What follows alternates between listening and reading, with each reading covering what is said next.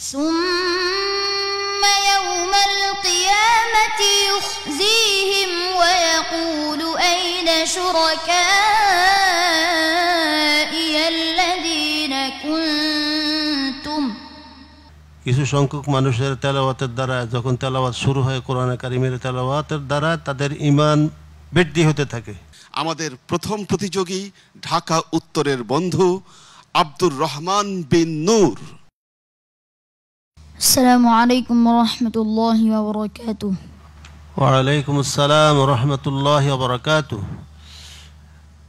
আব্দুর রহমান বিন নূর এবং আজকের এই পর্বের সকল প্রতিযোগীদেরকে বলছি, আজকের প্রশ্নের ধরন হবে আমরা দুইটা প্রশ্ন করব, প্রত্যেককে দুইটা প্রশ্ন। একটা প্রশ্ন হবে তেলাওয়াত করবে, আরেকটি প্রশ্ন হবে একটি আয়াত বলবো, সেই আয়াতটি কোন সূরাতে আছে বলতে হবে। কি কইছি, কথা বোঝা যাচ্ছে? জি, সবাই জেনে রাখো। আউযু বিল্লাহি মিনাশ শাইতানির রাজীম। বিসমিল্লাহির রহমানির রহিম। ثم يوم القيامة يخزيهم ويقول أين شركائي الذين كنتم تشاقون فيهم.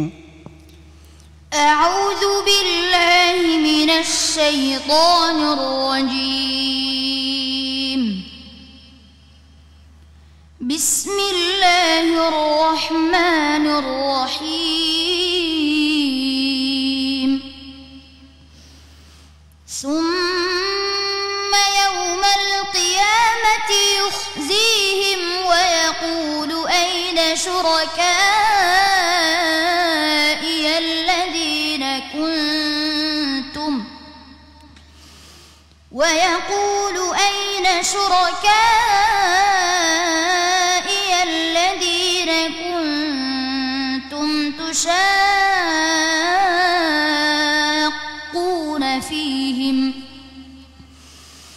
قال الذين أوتوا العلم إن الخزي اليوم والسوء على الكافرين الذين تتوفاهم الملائكة ظالمي أنفسهم فألقوا السلم ما كنا نعمل من سوء بلى إن الله عليم بما كنتم تعملون.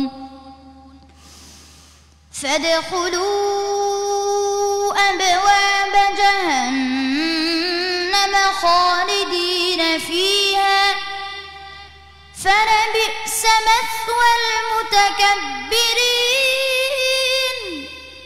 وقيل للذين اتقوا ماذا أنزل ربكم قالوا خيرا للذين أحسنوا في هذه الدنيا حسنة ولدار الآخرة خير ولنعم دار المتقين. حسبك.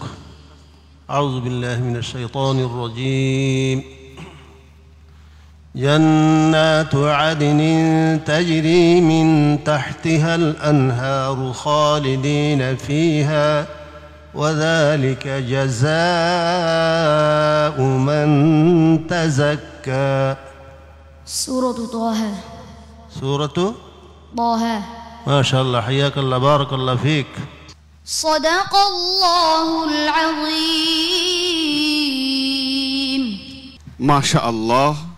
আব্দুর রহমান বিন নূর, তুমি প্রত্যেক পর্বের মতোই এই ফাইনাল রাউন্ডেও তুমি তোমার কোরআন তেলাওয়াতের নূর ছড়িয়ে দিয়েছো। আমরা সবাই মুগ্ধ, নিশ্চয়ই দর্শক আপনারাও মুগ্ধ হয়েছেন।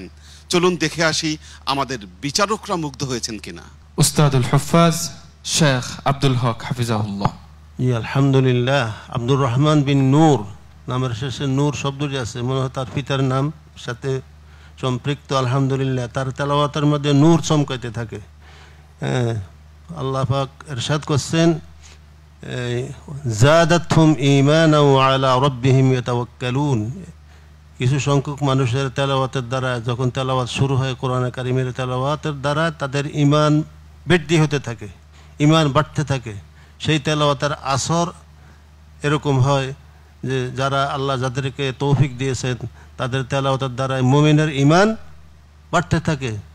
তো আল্লাহ তাআলা আব্দুর রহমান বিন নূরকে আল্লাহ তাআলা কোরআনে কারিমের আমেলে কোরআন হিসাবে, আলেমে হক্কান হিসাবে আল্লাহ তাআলা কবুল মঞ্জুর করেন, আমিন।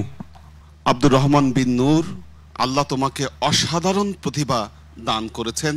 তুমি এই প্রতিভাকে কাজে লাগিয়ে উত্তর সামনে এগিয়ে যাও। তোমার জন্য এই শুভকামনা রইল। আসসালামু আলাইকুম ওয়া রাহমাতুল্লাহি ওয়া বারাকাতুহু। স্বাস্থ্যকর অল টাইম ব্রেড সব সময়, অল টাইম হেলদি লাইফ।